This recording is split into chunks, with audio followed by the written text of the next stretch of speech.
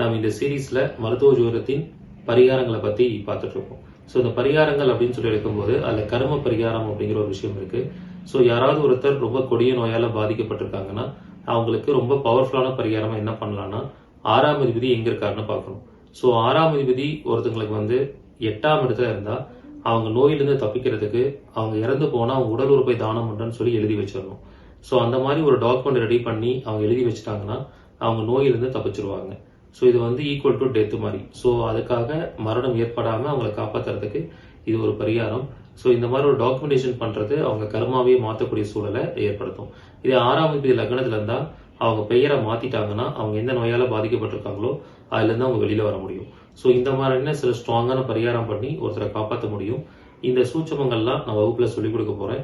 விருப்பம் இருக்கவங்க இந்த வகுப்புல கலந்துக்கோங்க. இதுல கலந்து கொள்ளக்கூடிய அனைவருடைய ஜாதகத்தையும் பார்த்து மருத்துவ ஜோதிட ரீதியான பலன்களை இலவசமா சொல்ல போறேன்.